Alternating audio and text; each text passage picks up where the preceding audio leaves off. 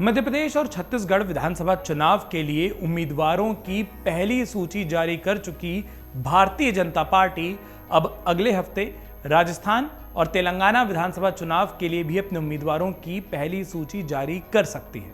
दोनों ही राज्यों में उम्मीदवारों की पहली सूची तैयार है।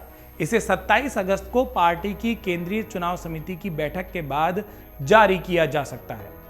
भारतीय जनता पार्टी से जुड़े सूत्रों ने बताया कि पहली सूची में दोनों राज्यों के कम से कम 20 उम्मीदवार घोषित किए जाएंगे। सेंट्रल इलेक्शन कमेटी की बैठक में अगर सहमति बन गई तो पार्टी सी और डी श्रेणी के अतिरिक्त कांग्रेसी दिग्गज नेताओं की सीटों पर भी अपने उम्मीदवार घोषित करेगी। हालांकि इस समय उन 19 सीटों पर उम्मीदवारों के नाम को अंतिम रूप दिया गया है, जहां पार्टी लगातार 3 बार हार का सामना कर चुकी है। बीजेपी ने राज्य की ऐसी 20 सीटों का चयन कर लिया है जहां से कांग्रेस के कद्दावर नेता और मंत्री विधायक हैं। सीईसी की बैठक में इन सभी सीटों पर कांग्रेसी दिग्गजों को घेरने की रणनीति बनेगी।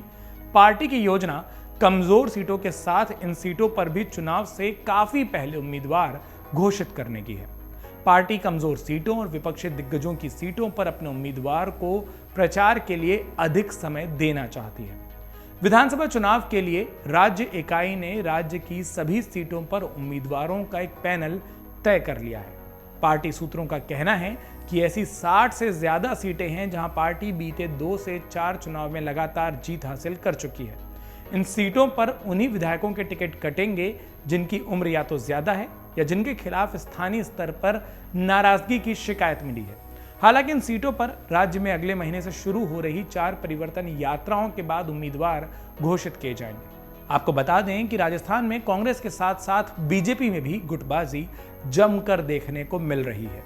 राजस्थान में दोनों बड़े दल कांग्रेस और भाजपा गुटबाजी के दलदल में फंसे हुए दिखाई देते हैं।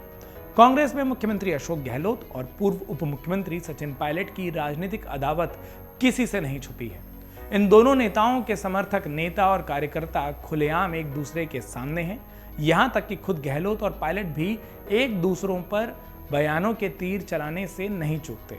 वहीं दूसरी तरफ राजस्थान में संगठन की मजबूती और गुटबाजी को नकारने का दावा भले ही भारतीय जनता पार्टी लाखों बार करे, लेकिन हकीकत यह है कि साल 2018 के विधानसभा चुनाव के बाद 7 सीटों पर हुए उपचुनाव में गुटबाजी के चलते ही उन्हें 5 सीटों पर मुंह की खानी पड़ी। प्रदेश में 2018 के विधानसभा चुनाव के बाद से 3 बार अब तक हुए 7 सीटों पर उपचुनाव में कांग्रेस का पलड़ा भारी रहा। 7 में से 5 सीटों पर कांग्रेस ने कब्जा किया। भाजपा के उपचुनावों में हार की एक बड़ी वजह पार्टी के एक बहुत बड़े गुट की उपचुनाव से दूरी रही। चुनाव के दौरान अंदरखाने तलखी बढ़ती साफ दिखाई देती है। इनमें प्रमुख नाम पूर्व मुख्यमंत्री वसुंधरा राजे का है। राजे के अलावा पूर्ववर्ती सरकार में कमान संभालने वाले कई मंत्री और बड़े चेहरे उपचुनाव से दूर दिखाई पड़े थे। इसके बाद से लगातार राजस्थान भाजपा में गुटबाजी की खबरें खूब आई थी। राजस्थान में पिछले 5 चुनावों से परंपरा चली आ रही कि एक बार कांग्रेस सत्ता में रहती है और एक बार भाजपा। शायद यही कारण है कि विपक्षी भाजपा को इस बार भरोसा है कि वो एक बार फिर इसी फॉर्मूले के जरिए सत्ता में आ जाएगी। सत्ताधारी कांग्रेस गुटों में बटी हुई है, लेकिन मुख्यमंत्री अशोक गहलोत लगातार दावा कर रहे हैं कि उनकी सरकार राज्य में रिपीट होगी। अब अशोक गहलोत की सरकार राज्य में दोबारा आएगी या नहीं आएगी, क्या ये पार्टियां अपनी इन गुटबाजियों पर चुनावों से पहले पूरी तरीके से लगाम लगा पाएंगी? क्या अलग अलग गुट मिलकर, चाहे भाजपा की बात हो या कांग्रेस की, पार्टी के लिए लड़ते दिखाई देंगे? ये तो चुनावों के पास आते तक पता चलेगा, पर अगर ऐसा हो जाता है तो ये बात साफ है कि जिस भी पार्टी में नेता एक साथ मिलकर चुनाव लड़ते दिखाई देंगे वो जमीन पर ज्यादा मजबूत मतदाताओं को भी दिखेगी, और ऐसा होना कहीं ना कहीं पार्टी के हित में भी है।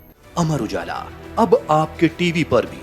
अपने स्मार्ट टीवी पर YouTube पर सर्च करें अमर उजाला, चैनल सब्सक्राइब करें और देखें ताजा खबरें, वो भी HD क्वालिटी में। और हाँ, बेल आइकन दबाना ना भूलें ताकि हर खबर हो आपके घर। अमर उजाला, निष्पक्ष, निर्भीक, निरंतर।